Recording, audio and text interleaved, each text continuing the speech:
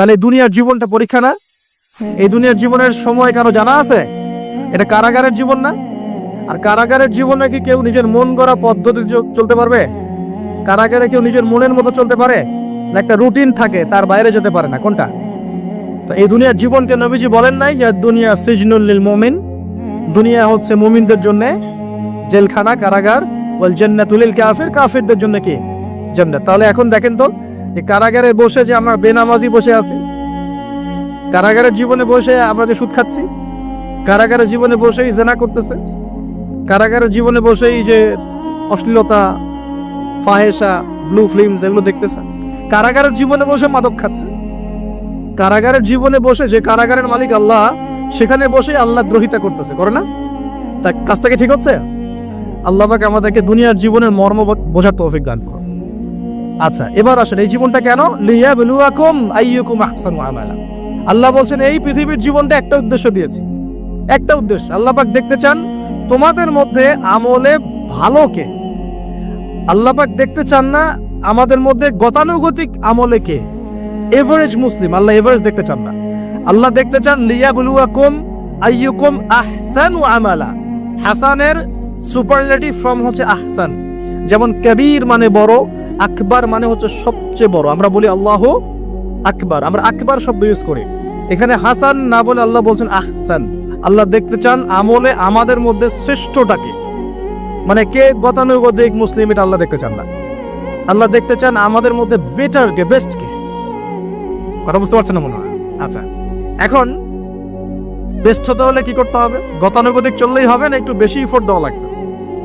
এই জন্য নামাজ, রোজা, হজ, জাকাত, পর্দা, পরিবারে ইসলাম, হ্যাঁ, ইসলামের জন্য দাওয়াতি কাজ করা, ইসলাম প্রতিষ্ঠার চেষ্টা করা, এগুলো না করলে কি বেস্ট হওয়া যাবে? বেস্ট হওয়া যাবে? খালি জুমায় নামাজ পড়লে, ঈদে নামাজ পড়লে, তারাবি নামাজ পড়লে হবে? কোরআন তেলাওয়াত না শিখলে হবে? আল্লাহ পাক আমাদের কোরআন বোঝার তৌফিক দান করুন। এই যে পৃথিবীর জীবনে আসলাম, ব্যাস এটা একটা পরীক্ষা। এই প্রথমটাই কি আল্লাহ পাকের একটা নারাজগি না? আল্লাহ পাক কি খুশি হয়েছিলেন গাছের ফল খাওয়ার পরে? আল্লাহ কি বলেছিলেন জানেন? আল্লাহ বলছেন, ইয়া আদম, হে আদম, আলাম আকুল লাকুমা, আমি কি তোমাদের দুজনকে বলি নাই? কোন দুজন? আদম এবং হাওয়া আলাইহিমুস সালাম। আলাম আকুল লাকুমা, আমি কি তোমাদের দুজনকে বলি নাই? ইন্না শাইতানা লাকুমা আদুউম মুবিন, শয়তান তোমাদের স্পষ্ট শত্রু, আমি কি বলে দেই নাই? আল্লাহ পাক কি রাগ হন না একটু? আল্লাহ পাক রাগ হয়েছেন, কিন্তু একটা হাদিসেই আছে আল্লাহ পাকের রহমত তার ক্রোধের উপরে বিজয় লাভ করেছে। আলহামদুলিল্লাহ, আল্লাহ পাকের রহমত কি হয়েছে? আল্লাহর রাগ, নারাজগির উপরে বিজয় লাভ করেছে। আল্লাহ পাকের কাছে যখন আমরা তওবা করি, আল্লাহ পাক সমস্ত রাগ, যেটা নারাজ হয়েছেন আমাদের উপরে, এটা বাদ দিয়ে আমাদের উপর রহম করা শুরু করেন। আলহামদুলিল্লাহ, যখন আদম আলাইহিস সালাম ক্ষমা চাইলেন, রব্বানা যালামনা আনফুসানা ওয়া ইল্লাম তাগফির লানা ওয়া তারহামনা লানাকুনান্না মিনাল খাসিরিন, বলি আমিন, তখন আল্লাহ পাক সবাইকে মাফ করে দিয়েছেন। কিন্তু জান্নাতে থাকা হলো না। এবার আসেন পৃথিবীতে, এই যে আদম আলাইহিস সালামের এখন বংশবৃদ্ধি হচ্ছে, এখানে হাবিল কাবিল ঘটনা মনে আছে? এই শুরু হলো পৃথিবীর হিস্ট্রি। হাবিল ভালো ছেলে, সৎ সন্তান, সে আল্লাহ পাকের সমস্ত হুকুম আহকাম মেনে চলার চেষ্টা করে। কাবিলের দেখে হিংসা হয়। কি হয়?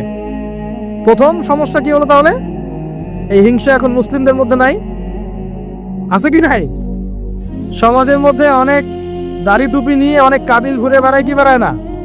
দেখতে মনে হয় আমাদেরই মতো, কিন্তু আমরা মানে মরলে মিলাদ দিবে, ভাবটা এরকম। হ্যাঁ, দেখা যায় যদি কোনোদিন কোনো সমস্যা হয়, মিষ্টি বিতরণ করা শুরু করবে। এক মুসলমান ভাই জেলে চলে গেছে, আর একজন মিষ্টি বিতরণ করা শুরু করতেছে। এই হয়েছে না অবস্থা? হয়েছে কি না?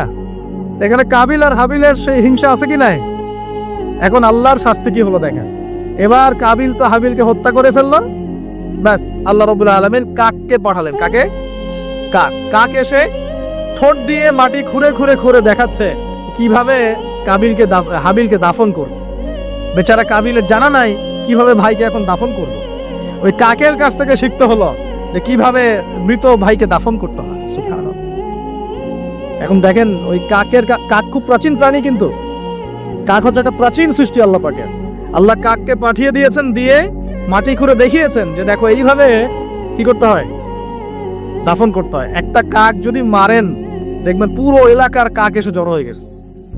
দেখছেন, কাক কিন্তু ইতিহাসের প্রথম খুনাখুনির সাক্ষী কাক। বুঝতে পারছেন না মনে হয়? মানব সৃষ্টির ইতিহাসের প্রথম যে খুনাখুনি, ভাইয়ে ভাইয়ে যে মারামারি, এই খুনাখুনির প্রথম সাক্ষীকে কাক। চিন্তা কর, আল্লাহ আমাদেরকে প্রকৃতি থেকে শেখার তৌফিক দান করুন। কাক নিজের ভাইয়ের গোশত খায় না? খায়। এখন মুসলমানের গোশত খায়। এক মুসলমান বিপদে পড়লে অন্যটা মিষ্টি বিতরণ তারা শুরু করে। কিভাবে তার মানহানি করবে, কিভাবে তাকে অপমান করবে, কিভাবে তার বিরুদ্ধে ষড়যন্ত্র করবে, কিভাবে তাকে ফাঁসাই দিবে, এই চিন্তাই অলওয়েজ মাথায় ঘোরাফেরা করতেছে। হাবিল কাবিলের কারণে প্রথম এই যে হাবিল কাবিলের ঘটনার প্রেক্ষিতে আল্লাহ পাক কি করেছেন শোনেন। আল্লাহ রাব্বুল আলামিন তার নবীর মাধ্যমে আমাদেরকে জানিয়েছেন। হাদিসটা শোনেন, খুবই মারাত্মক হাদিস। নবীজি বলেছেন, এই পৃথিবীতে প্রথম হত্যাকাণ্ড সংঘটিত করেছে কাবিল। কে? সে একজন নবীর সন্তান না, নবীর ছেলে হয়েও। নবীজি বলছেন সাল্লাল্লাহু আলাইহি ওয়াসাল্লাম, এই পৃথিবীতে যত মানুষ খুন হবে, খুন হয় না মানুষ, যত মানুষ খুন হবে, এই সমস্ত খুনের পাপের একটা অংশ কাবিলের আমল নামায় যোগ করা হবে। বলে নাউজুবিল্লাহ। এটাকে বলে গুনাহে জারিয়া। কি বলে? প্রিয় ভাই, আমি তো রিকোয়েস্ট করতেছি আপনাকে, আমি তো আপনাকে শাসন করতে আসি নাই। আমি এসেছি আপনাকে আল্লাহ চেনাতে, আমি এসেছি আপনাকে রাসূল চেনাতে, কোরআন চেনাতে। আপনি মদের দোকান দিয়েছেন, যত মানুষ মদ খাচ্ছে সমস্ত গুনাহ আপনার আমল নামে যাচ্ছে। এটা হারাম সিনেমা হল করেছেন, যত মানুষ এখানে সিনেমা দেখছে সমস্ত পাপ আপনার নিচে। একটা তামাকের কারখানা দিয়েছেন, সবাই হারাম খাচ্ছে, আপনার গুনাহ হচ্ছে। সুদ ছড়িয়ে দিয়েছেন, নিজে খাচ্ছেন, এখন সবাইকে খাওয়াচ্ছেন, গুনাহ হচ্ছে আপনার। সবার গুনাহ আপনার ঘাড়ে এসে যুক্ত হচ্ছে। ঠিক যেভাবে একটা মাদ্রাসা করেছেন, একটা মসজিদ করেছেন, একটা নলকূপ স্থাপন করেছেন, এই রাষ্ট্রীয় দায়িত্বে আছেন, রাস্তাঘাট করে দিয়েছেন, এর বদৌলতে যে মানুষ উপকৃত হচ্ছে, আপনি কবরে গেলেও নেকি পাবেন ইনশাআল্লাহ। কি পাবেন? নেকি পাবেন। একটা ব্রিজ নির্মাণ করে দিয়েছেন, যত মানুষ এটাতে পারাপার হবে, উপকৃত হবে, আপনি নেকি পাবেন ইনশাআল্লাহ। ঠিক একইভাবে আপনি আমি যদি এরকম গুনাহে জারিয়ার কোনো মাধ্যম চালু করে যাই, কবরে চলে গেলেও ওই গুনাহ কি হবে? অটোমেটিক আসতে থাকবে। আল্লাহ আমাদেরকে বোঝার তৌফিক দান করুন। তো এবার পৃথিবীর ইতিহাসে প্রথম এই ঘটনা হলো। এরপরে কি হয়েছে? এরপরে যে আল্লাহ পাকের শাস্তিটা নেমে আসে। কাবিল কিন্তু জাহান্নামে যাচ্ছে। কেন? ভাইকে হত্যা করার কারণে। আল্লাহ পাকের কাছে সবচেয়ে মারাত্মক পাপ হচ্ছে মানুষকে হত্যা করা। শিরকের পর, কুফরির পর মারাত্মক পাপ হচ্ছে মানুষকে হত্যা করা। আল্লাহ রাব্বুল আলামিন তার নবীর মাধ্যমে জানিয়েছেন, একজন ব্যক্তি যদি লা ইলাহা ইল্লাল্লাহ বলতে পারে, এই একজন মুসলিম যে লা ইলাহা ইল্লাল্লাহ বলে, সে বেঁচে থাকা পর্যন্ত আল্লাহ পাক কিয়ামত দিবে না ইনশাআল্লাহ। একজন মুসলমানের কত দাম চিন্তা করেন, কত দাম। আল্লাহু আকবার। তো এখানে একজন মুসলিমকে হত্যা করলো কে? কাবিল। কাবিলের আমল নামায় সব পাপ যেটা থাকলো, তার মানে আল্লাহর আযাব আসার প্রথম কারণ কি হলো? হিংসা। কি কারণ? অর্থাৎ হিংসা করতে থাকলে আল্লাহর শাস্তি কি হবে? আসবে। এরপর আরো সামনে যান, এবার আসেন নূহ আলাইহিস সালাম। নাম মনে আছে? 950 বছর তার কওমকে দাওয়াত দিয়েছেন। কত বছর ভাই? একটু চিন্তা করেন তো, চোখ বন্ধ করে। 950 বছর কতদিন হতে পারে? 950 বছর মানে প্রায় 1000 বছর। প্রায় 1000 বছর তিনি তার কওমকে দাওয়াত দিয়েছেন। কিভাবে? আমাদের মতো ওয়াজ মাহফিল না, দাওয়াত দিয়েছেন। তিনি বলছেন, ইন্নী দাআউতু কওমি লাইলা ওয়া নাহারা। আল্লাহ, আমি আমার কওমকে দাওয়াত দিয়েছি দিন রাত 24 ঘন্টা। এটা সূরা নূহের মধ্যেই আছে, দেখবেন পড়ে। ওয়ালাম ইয়াজিদহুম দুআই ইল্লা ফিরারা। আমার দাওয়াত শুনে এরা খালি পালিয়ে গেছে আমার থেকে, কাছে আসে নাই, খালি পালিয়ে গেছে। কান বন্ধ করে ফেলতো, কাপড় দিয়ে মাথা ঢেকে ফেলতো, আর আমাকে বলতো পাগল। কি বলতো? পাগল। নূহ আলাইহিস সালামকে আল্লাহ পাক তারপরে বললেন, তুমি একটা কাজ করো, তুমি নৌকা নির্মাণ করো। কি করো? এই যে নৌযান নির্মাণ করা, এই সারা পৃথিবীর বাণিজ্য বন্ধ হয়ে যাবে যদি নৌযান না থাকে। জানেন, এই যে এক্সপোর্ট ইম্পোর্ট শিপিং সব বন্ধ হয়ে যাবে। কিভাবে? যদি নৌযান না থাকে। আর এই নৌযান সর্বপ্রথম কে সৃষ্টি করেছে? আর এখন আমাদেরকে বলে যে ইসলাম হচ্ছে সেকেলে, না? এরা প্রযুক্তি খুব উন্নয়ন। নূহ আলাইহিস সালাম সর্বপ্রথম মানুষ যিনি এই পৃথিবীর মধ্যে নৌযান নির্মাণ করেছেন। সুবহানাল্লাহ। সভ্যতা শুরু হয়েছে নবীদের হাতে। সভ্যতা কি হয়েছে? নবীদের হাতে শুরু হয়েছে, আর শেষও হবে নবীদের হাতে ইনশাআল্লাহ। কোন নবীর হাতে শেষ হবে? হ্যাঁ মাশাআল্লাহ, ঈসা আলাইহিস সালামের হাত। আপনারা তো আবার লেকচার শুনেন না, এখন বুঝতেছেন যে ঈসা আলাইহিস সালাম আসবেন। হ্যাঁ তিনি আসবেন, এমনি এমনি আসবেন না, তিনি আসবেন এই ইহুদিবাদীদের হাত থেকে এই জেরুজালেম মুক্ত করার জন্য। তিনি আসবেন ইনশাআল্লাহ, অপেক্ষা করতে বলেন। খালি আজকে যে জুলুম আর নির্যাতন সারা বিশ্বে করছে, ঈসা আলাইহিস সালাম যখন আসবেন পাথর পর্যন্ত কথা বলা শুরু করবে। পাথর কথা বলবে, গাছ কথা বলবে, ইয়া মুসলিম ইন্না ওরালিয়াহু তাআল ফাকতুলহু, আসো আমার পিছনে একটা লুকিয়ে আছে, আসো হত্যা করে যাও। ঈসা আলাইহিস সালামের হাতে দাজ্জাল মারা যাবে এই যে বাবেলুদ নামক জায়গায়। এই বাবেলুদ জায়গাটা এখন প্যালেস্টাইনের মধ্যে পড়েছে, ওইখানে দাজ্জালকে মারা হবে। ঈসা আলাইহিস সালামের নিঃশ্বাস তার গায়ে গিয়ে লাগবে, ও মারা যাবে। ঈসা আলাইহিস সালামের দোয়া ইয়াজুজ আর মাজুজের ধ্বংস হবে। ঈসা আলাইহিস সালাম জেরুজালেম থেকে পুরো বিশ্বে আবার ইসলামিক খেলাফা কায়েম করবেন ইনশাআল্লাহ। এটা না হওয়া পর্যন্ত কিয়ামত হবে না ইনশাআল্লাহ তাআলা। অতএব হতাশ হওয়ার কিছু নাই। তো যেটা বলছিলাম, সভ্যতা শুরু হয়েছে নবী দ্বারা, শেষ হবে কার হাতে? নবীর হাতে। এখন নূহ আলাইহিস সালাম 950 বছর দাওয়াত দিয়ে কি ফলাফল হলো? 40টা বা 80টা পরিবার ইসলাম কবুল করেছে। কতটা? এখানে তো আপনারা মাশাআল্লাহ হাজার মানুষ বসে আছেন, কথা শুনছেন, সৌভাগ্যের বিষয়। সারা জীবন দাওয়াত দিয়ে 40 বা 80টা ফ্যামিলি। আল্লাহ পাক বললেন নৌযান নির্মাণ করো, আমার আযাব আসতেছে। কি আসতেছে? আযাব আসতেছে। কেন আযাব? কারণ এই মানুষগুলো, নূহ আলাইহিস সালামের কওমের লোকগুলো একটা মহাপাপ করেছে। তারা ওয়াদ্দা, ইয়াগুস, ইয়াউক, নাসর এরকম কিছু মূর্তি বানিয়ে নিয়েছে, এবং এই স্ট্যাচুগুলো তারা ওয়ার্শিপ করত, উপাসনা করত। এমনি এমনি উপাসনা করতো না, আপনাকে বুঝাচ্ছি। প্রথম যে প্রজন্মটা ছিল ওদের, ওই প্রজন্মকে শয়তান ওয়াসওয়াসা দিয়েছে কি, যে এই ওয়াদ্দা, ইয়াগুস, ইয়াউক, নাসর এই যে নামগুলো সূরা নূহে আছে, এই ব্যক্তিরা ছিল খুব পুণ্যবান সৎ ব্যক্তি, তারা খুব ভালো আল্লাহওয়ালা ছিল, আল্লাহর ওলি ছিল। শয়তান ওয়াসওয়াসা দিয়েছে তোমরা তাদের মূর্তি নির্মাণ করে মসজিদের বাইরে রেখে দিবে। মসজিদের কোথায়? বাইরে। যাওয়া আসার সময় ওদেরকে দেখলে একটা মানে উৎসাহ আসবে যে আমরাও তাদের মতো হই। শয়তান এইভাবে নেক্সট সুরতে ধোঁকা দিয়েছে। ওই জেনারেশন এই কাজটাই করেছে। এরপর আরো 100-200 বছর চলে গেছে, শয়তান এবার পরের জেনারেশনকে ওয়াসওয়াসা দিয়েছে, আরে তারা তো অনেক বড় বড় মানুষ ছিল, এখন মসজিদের বাইরে না, ওদেরকে ভিতরে ঢুকাও। এবার তারা ওই মূর্তিগুলো সব ভিতরে ঢুকানো শুরু করেছে। এটা হিস্ট্রি পড়ে দেখো, তাফসির আছে, জালালাইন পড়ে দেখো, ইবনে কাসির পড়ে দেখো। তো এবার তারা ঢুকালো ভিতরে, সেজদা করছে না কিন্তু মূর্তিতে, তারা খালি রেখে দিয়েছে ভিতরে, যে তাদেরকে দেখবো, দেখে আমার ইবাদতে মনোযোগ আসবে। উদ্দেশ্য কিন্তু ভালো, উদ্দেশ্য কি ভালো। এবার এই প্রজন্ম যখন চলে গেল, পরের প্রজন্মকে শয়তান বলছে আরে তারা আল্লাহর ওলি ছিল, তাদের কাছে চাইলেই পাওয়া যাবে। এবার সরাসরি সেজদা শুরু হলো মূর্তিতে। এইভাবে গ্র্যাজুয়ালি আস্তে আস্তে আস্তে আস্তে শয়তান প্রথম মূর্তি পূজা চালু করেছে বিশ্বের মধ্যে। বুঝলেন কিভাবে? নেক্সট শুরুতেই ধোঁকা দিয়েছে শয়তান। আমরাও এখন মুসলমানরাও সুবহানাল্লাহ, আমরাও এখন এগুলোর পিছনে পড়ে যাচ্ছি, করছি না? সবার ঘরে ঘরে ছবি, মূর্তি এখন, সুবহানাল্লাহ। আর এই যে আমাদের সেলফি সংস্কৃতি, এটাও তো একটা মূর্তির অংশ হয়ে যাচ্ছে। প্রয়োজনীয় ছবি তোলা যায়, অপ্রয়োজনীয় ছবি তোলার কি দরকার আছে? মুসলিমরা কি করবে? আসসালামু আলাইকুম ওয়া রাহমাতুল্লাহ, ওয়া আলাইকুম আসসালাম ওয়া রাহমাতুল্লাহ, মুসাফা করবে। মুসাফা থেকে ফারেক হওয়ার আগেই গুনাহ সব ঝরে পড়ে গেছে। এইটা সুন্নত। ভাই তাকান, দুই তাকান, ভাই হুজুর তাকান, কি দরকার আছে? এগুলা প্রয়োজন নাই। আর এগুলো আমাদের পরকালে বাঁচাবে না। পরকালে বাঁচাবে যে নবীর যত সুন্নত অনুসরণ করবে, সে নবীর তত কাছে থাকবে ইনশাআল্লাহ। তো দেখেন নূহ আলাইহিস সালামের সবচেয়ে বড় পাপ কি ছিল? ওই কওমের, নূহ আলাইহিস সালামের কওমের সবচেয়ে বড় পাপ কি ছিল? শিরকের পাপ। কিসের পাপ? শিরক আর কুফর। এর ফলে আল্লাহ পাক কি করলেন দেখেন। এরপর আল্লাহ পাক বলছেন তুমি সবগুলোকে এক জোড়া করে উঠাও নৌকায়। এখন যত এই যে প্রজাতির গাছপালা দেখছেন, পশু পাখি দেখছেন, সব এক জোড়া করে তিনি উঠালেন। কোথায়? তাহলে চিন্তা করেন নৌকাটা কত বড় ছিল, বিশাল। আল্লাহু আকবার।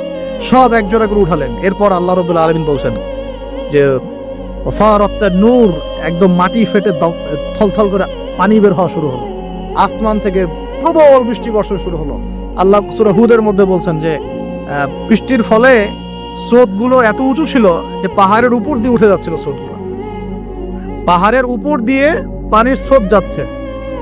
আর এই সময় নূহ আলাইহিস সালামের এক ছেলে, তার 4 ছেলে ছিল। কয় ছেলে? এক ছেলের নাম হচ্ছে হাম। হামের বংশধর হচ্ছে এই যে আফ্রিকান মানুষরা, কালো চামড়ার মানুষরা হামের বংশধর। এক ছেলের নাম শাম। শামের বংশধর হচ্ছে আরবরা, এই যে আরব পেনিনসুলা যেন থাকে, এরা শামের বংশধর। এক ছেলের নাম ইয়াফাস।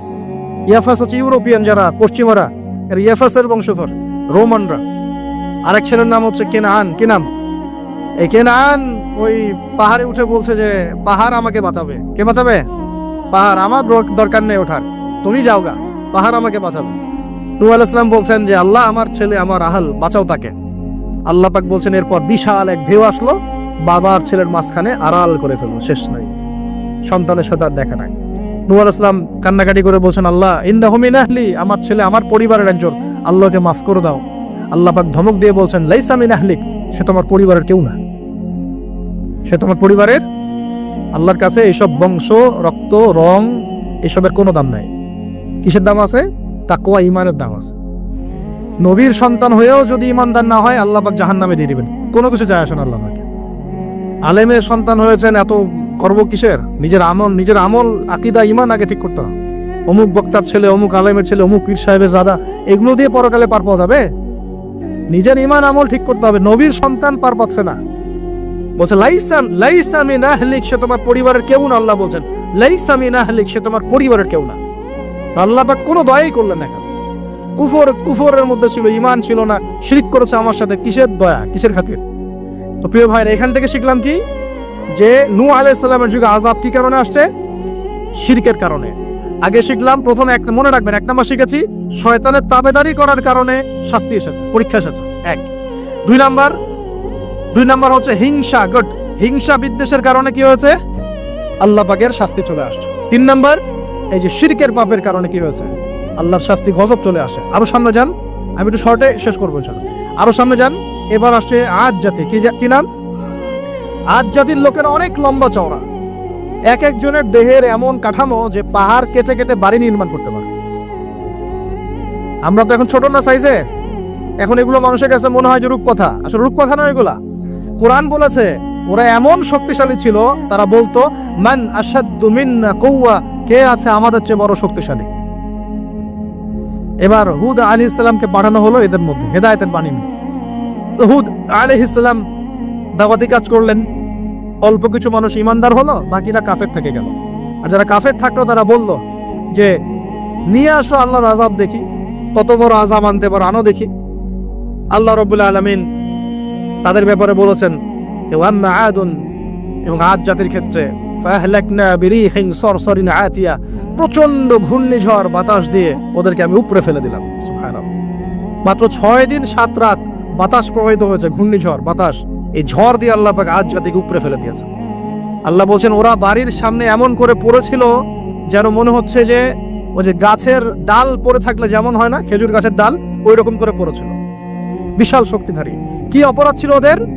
মান আশাদ্দু মিন্না কুওয়া, আমাদের চেয়ে শক্তিশালী আর কে আছে?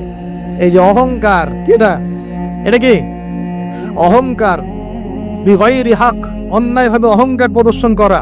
আর শিরক কুফর তো ছিলই, ওটা তো ছিলই, পাশাপাশি এক্সট্রা অপরাধ ছিল অহংকার করা। আরেকটা কাজ করতো ওরা অহেতুক বিভিন্ন কনস্ট্রাকশন নির্মাণ করতো, অহেতুক পাহাড় কেটে ওইটা, এটা কেটে ওইটা, মানে বিভিন্ন সৌধ ভাস্কর্যরা নির্মাণ করা শুরু করতো, অহেতুক কোনো কাজ না, অপচয়। এই অপচয় ছিল ওদের একটা পাপ। এই পাপের কারণে আল্লাহ পাক আদ জাতিকে একটা সমূলে উৎপাদিত করে ফেলেছে, শেষ। এরপরে আসলো সামুদ জাতি। ওই জাতিকে আল্লাহ পাক পাঠালেন ওখানে সালেহ আলাইহিস সালাম। সালেহ আলাইহিস সালাম সেখানে গিয়ে দাওয়াত দিলেন। আল্লাহ পাক দোয়া কবুল করে একটা উটনি পাঠিয়েছেন। এই উটনিটা তোমাদের জন্য বরকত নয়, ওকে টাচ করবে না, ও থাকলে তোমাদের মধ্যে রিজিক প্রশস্ত হবে, তোমরা ভালো থাকবে। এখন ওখানকার মধ্যে এক নেতা, সে গিয়ে ওই উটনিটাকে জবাই করে খেয়ে থাকছে। কথা বুঝতে পারছেন? আর এমনি তো অহংকার করতোই, শারীরিক শক্তি বেশি ছিল। তারা বলতো, এরাও বলতো মান আশাদ্দু মিন্না কুওয়া, আমাদের চেয়ে শক্তিশালী আর কে আছে?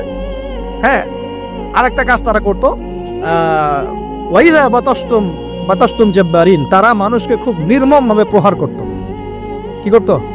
যে মারামারি করে না এখন মানুষ, নির্মম ভাবে মানুষকে মারে না, হকি স্টিক দিয়ে এইখানে সেইখানে, কোনো ক্ষেত্রে রিমান্ডে কি মাইকটা মারা হয় না। এই যে মানুষকে মারা আল্লাহ পাক খুব অপছন্দ করেন, বিনা বিচারে মানুষকে মারা আল্লাহ পাক কঠিন অপছন্দ করেন।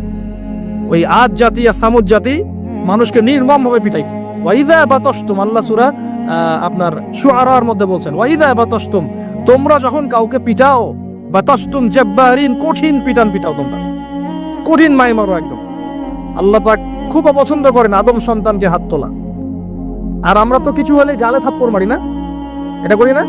এই হাদিসটাও মনে রাখবেন, মানুষের গালে মারা নিষেধ আছে, জানতেন? মানুষের চেহারার মধ্যে মারা নিষেধ আছে। এই গালে চর মারা, গালে নাকে ঘুষি মারা, এই জিনিসগুলো নিষেধ আছে।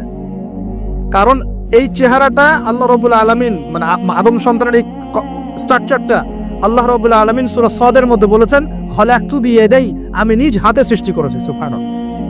আর সেই মানুষকে তোমরা এমন নির্মম ভাবে কেন মারবে? সারা বিশ্বের দিকে তাকায় দেখেন, এখন প্রত্যেকটা জায়গায় রক্ত ঝরছে। কাদের? মুসলিমদের। কাদের? মুসলিমদের। আল্লাহ পাক আমাদেরকে বোঝার তৌফিক দান করুন।